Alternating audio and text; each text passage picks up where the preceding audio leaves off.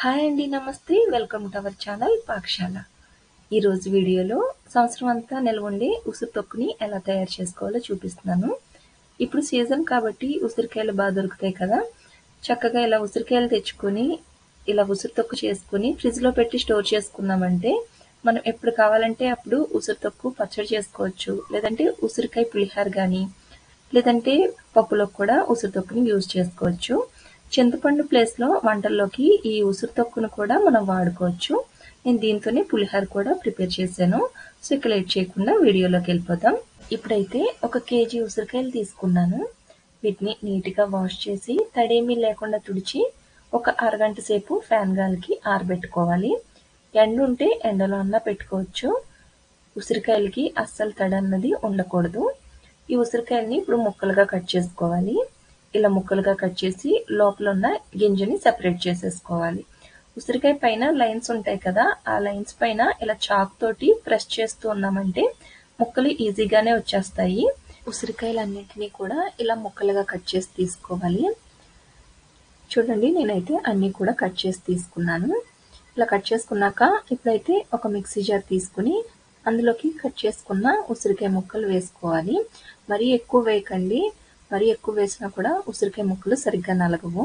ఇలా కొద్దిగా వేసుకుని ఇందులోకి కొద్దిగా సాల్ట్ అలానే కొంచెం పసుపు వేసుకుని కోర్స్గా మిక్సీ పట్టుకోవాలి.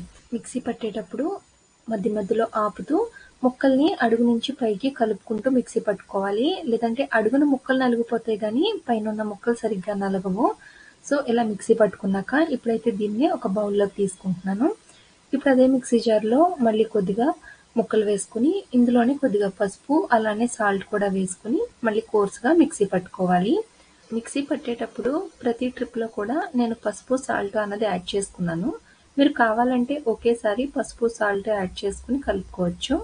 ఇప్పుడైతే ఒకసారి మొత్తం కలుపుకుంటున్నాను. దీంట్లో ముక్కలు ఏమన్నా ఉంటే మిగిలిన ముక్కల్లో వేసుకుని మళ్ళీ మిక్సీ పట్టుకోవచ్చు. ఇప్పుడైతే మొత్తం అన్ని ముక్కల్ని కూడా ఇలానే మిక్సీ పట్టుకుని మొత్తం ఒకసారి బాగా కలుపుకోవాలి.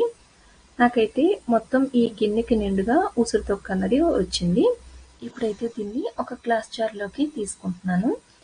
సాల్ట్ కరెక్ట్గా వేసుకోవాలండి, లేదంటే ఈ ఉసిరి తొక్కు పైన బూజు వచ్చేసి పాడైపోయే ఛాన్స్ ఉంటుంది. మీరు టేస్ట్ చూస్తున్నప్పుడు మీకు సాల్ట్ టేస్ట్ తెలియాలి, అలా అయితే కరెక్ట్గా సరిపోయినట్టే. నాకైతే మెజర్మెంట్స్ కప్పు ఉంటుంది కదా, దాంతో అరకప్పుకి ఎక్కువ 1/3 కప్పుకి కొంచెం తక్కువగా సాల్ట్ పట్టింది.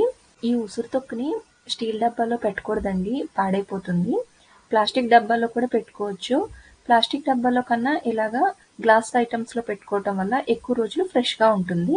ఉసిరికాయలు దొరికినప్పుడు ఇలా చేసుకుని ఫ్రిడ్జ్లో పెట్టి స్టోర్ చేసుకుంటే సంవత్సరం అంతా కూడా మనం అప్పటికప్పుడు యూజ్ చేసుకోవచ్చు. ఇప్పుడైతే నేను కొద్దిగా ఇలా ఉసిరి తొక్కుని తీసుకున్నాను. దీంతో ఇప్పుడు పులిహోర చేసి చూపిస్తాను. ఇలా కొద్దిగా ఉసిరి తొక్కు తీసుకుని పక్కన పెట్టుకున్నా.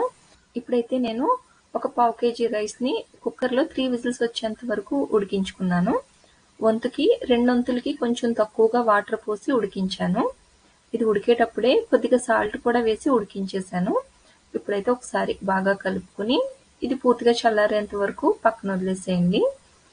ఇప్పుడైతే స్టవ్ ఆన్ చేసుకుని ప్యాన్ పెట్టుకుని ఇందులోకి ఒక 2 టేబుల్ స్పూన్స్ వరకు ఆయిల్ వేస్తున్నా.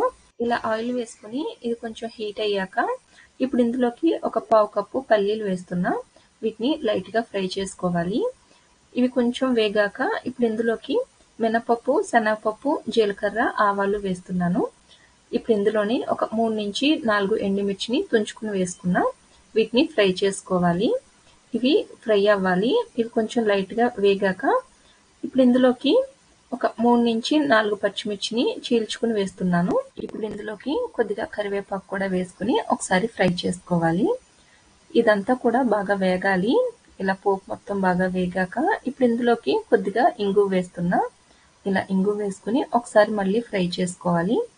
ఇప్పుడు ఇందులోకి మనం ముందు మిక్సీ పట్టి ఉంచుకున్న ఉసిరి తొక్కుని కూడా మొత్తం వేసుకుని ఒకసారి ఫ్రై చేసుకోవాలి. ఇలా మొత్తం వేసుకుని ఒకసారి ఫ్రై చేసుకోవాలి. దీంట్లోనే కొద్దిగా పసుపు కూడా వేసుకోండి. ఇలా పసుపు కూడా వేసుకుని ఒకసారి బాగా కలుపుకుంటూ ఫ్రై చేసుకోవాలి. మరీ ఎక్కువేమీ వేయించక్కర్లేదు. ఈ ఉసిరికాయల్లోంచి కొద్దిగా రా స్మెల్ ఉంటుంది కదా, అది పోతే సరిపోతుంది. ఇప్పుడైతే స్టవ్ ఆఫ్ చేసుకుని మనం ముందు ఉడికించి ఉంచుకున్న రైస్లోకి వేసుకొని ఒకసారి బాగా కలుపుకోవాలి.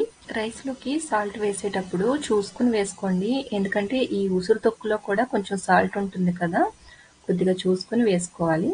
ఇప్పుడైతే కొద్దిగా కొత్తిమీర వేసుకొని ఒకసారి మళ్ళీ బాగా కలుపుకోవాలి. ఇంతేనండి, మనకి ఉసిరికాయ పులిహోర రెడీ అయిపోయింది. చాలా సింపుల్గా చేసుకోవచ్చు, ఒకసారి తప్పకుండా ట్రై చేసి చూడండి. ఇలా ఉసిరికాయ తొక్కును కూడా మనం రెడీ చేసి ఉంచుకున్నామంటే ఎప్పుడు కావాలంటే అప్పుడు ఈ ఉసిరికాయ పులిహోర కానీ లేదంటే ఉసిరికాయ తొక్కు పచ్చడి కానీ అప్పటికప్పుడు చాలా ఈజీగా చేసుకోవచ్చు. సో ఒకసారి తప్పకుండా ట్రై చేసి చూడండి. వీడియో నచ్చితే లైక్ చేయండి, షేర్ చేయండి. మా పాఠశాల ఛానల్ని కొత్తగా చూసినట్లయితే సబ్స్క్రైబ్ చేయండి. Thanks for watching.